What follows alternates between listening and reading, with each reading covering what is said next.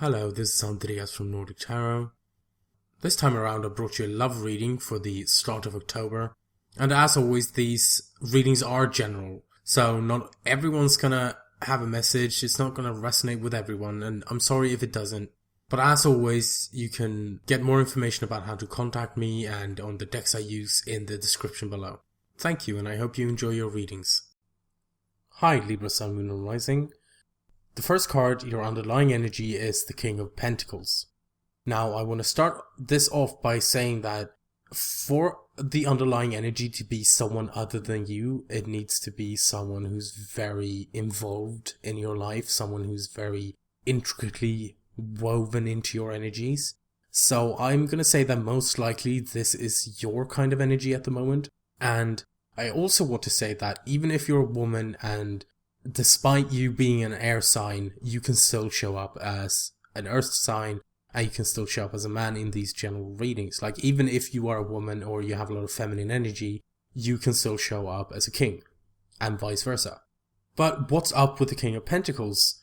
The King of Pentacles is someone who's very grounded. Like, that, the King of Pentacles is very grounded, he's diligent. He can be kind of stubborn or conservative sometimes, but he is earth energy. He is, and like I said, he can be a Taurus, Virgo, or Capricorn person, but he is most likely your energy, and you are just exhibiting these kind of energies. I feel like it's the grounded aspect of him being down to earth and just focused on things that, he's not a dreamer necessarily. Let's say he's not a Queen of Cups, for example. But like I said, I feel like it's the grounded aspect it really stands out to me in this reading, because your problem circumstance or the heart of the reading is temperance, and the temperance card is about harmony and balance and like inner peace. It's also divine timing, and this is why I was talking about the grounded nature of the King of Pentacles with like the inner peace, kind of searching or attempting to balance things out with the temperance card. And having looked at the other cards, that I kind of feel like that's what it is. It's kind of trying to achieve this inner peace kind of thing. And what's crossing temperance is the Page of Pentacles. Now, the Page of Pentacles can be someone offering you something, or you offering someone else, a stable new beginning, so it can be a relationship. But again, looking at the other cards, I'm not so sure that's what it is.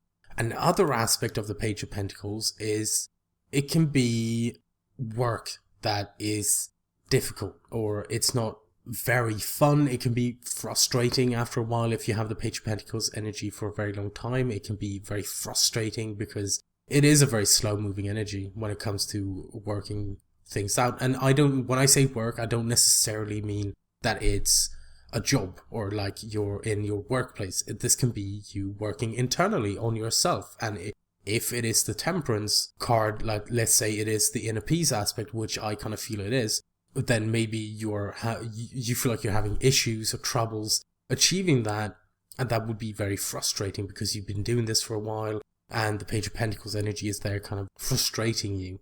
And in the past, you had the Hermit, which again, it's like this is a person searching for enlightenment. This is a very spiritual card.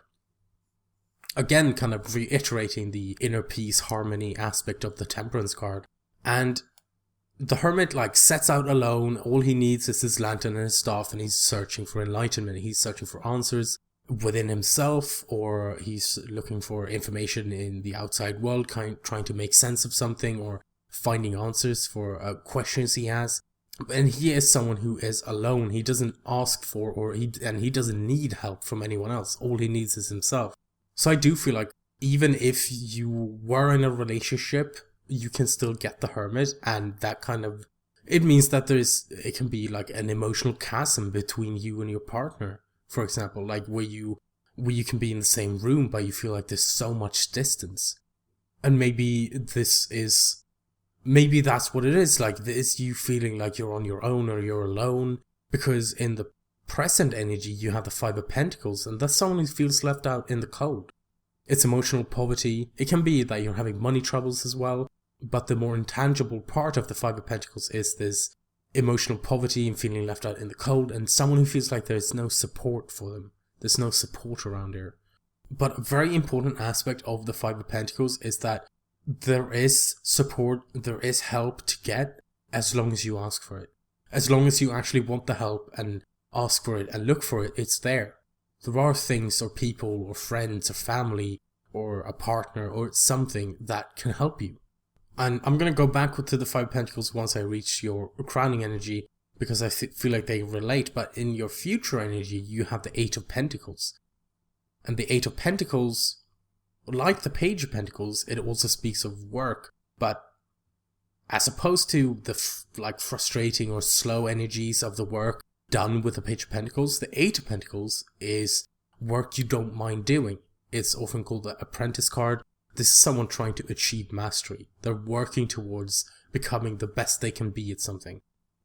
And this does not necessarily have to mean that you're trying to master a skill. Like, all this card is saying, and yes, it is Pentacles and it can be very tangible and about money and work, but if we take a step back and look at the energy as more of a bigger picture, it is just someone who is willing to put the effort in. And I'm not saying that you're not putting the effort in, or you're not willing to put the effort in with the Page of Pentacles energy, but I'm saying this with the Eight of Pentacles, this is someone who doesn't mind doing it. You might still be doing the work with the Page of Pentacles, but it's frustrating and slow. With the Eight of Pentacles, this is like, okay, this is what I gotta do, and I'm gonna do it until I'm a master. So it's the same thing, but without the burden of the frustration. And the Eight of Pentacles also speaks of like, this is known work, this is stuff you know already, so there's nothing new about it. So yes, it might not be very exciting, but it's also stuff that you know that you're on this path, you're on this journey, and it's kind of like the end is completely worth it, because the end result is this mastery. Now your crowning card or your advice is the Five of Cups. So I do feel like there is this kind of grief here, right? Like, there is a grief or a loss with the Five of Cups. Like that's one part of what the card talks about, that there's some kind of loss or you're grieving. And this, I feel like, is connected to the Five of Pentacles, because again, it's feeling left out in the cold and like feeling vulnerable and like you don't have any support. But with the Five of Pentacles, as with the Five of Cups, there are things there if you look for them. One of the aspects of the Five of Cups is that someone is so focused on what they have lost that they are not remembering what they have. Yes, they have lost 3 cups, but there are still 2 cups remaining. And I'm not saying that, oh, you shouldn't be sad or you shouldn't be upset because you still have things. I'm just saying, like, this can be the support you're looking for. Like, yes, you feel like you've lost these things, you're out in the cold, but there are, if you turn around and like look up, and there are things there. You have things left, or there are things around you that you are not noticing, perhaps in this current energy. And with the Five of Cups, the 2 cups that are left are the Two of Cups. And the Two of Cups is it's a soulmate card. It's 2 people coming together that feel the same way. Like the people depicted in the Two of Cups is, they feel the same way about something or each other or someone, an issue or whatever it is. And yes, this is a love reading, but a soulmate does not necessarily have to be a romantic partner. A soulmate can be like a dog or your mother or a co-worker that you two are working really well together because you're like of one mind about something, which I feel is important to mention and remember, that it does not necessarily have to be a romantic partner that you're getting the support or the help from with a Five of Pentacles energy. It might be, very well might be, but it doesn't have to be, just because this is a love reading. And I do feel like in your feelings you have the world, so I do feel like you have this sense of having achieved something, because the world is a successful completion of a cycle. So that may be that you feel like you're so close to achieving this kind of temperance, inner peace, harmony kind of thing. You are so close to finishing the cycle, but it's just that little bit left, for example. Like, what was it that you now feel this successful completion of? Are you not giving yourself enough credit? Because it looks like you feel like it's a success. Like it looks like you are in this energy of, I completed this, I did this, I finished it, and it's great that I did that. But then what does this Five of Pentacles energy mean in that case? Is it that, yes, you've successfully completed something, but you feel like there's no one there to share this with? Is that what this Five of Pentacles is?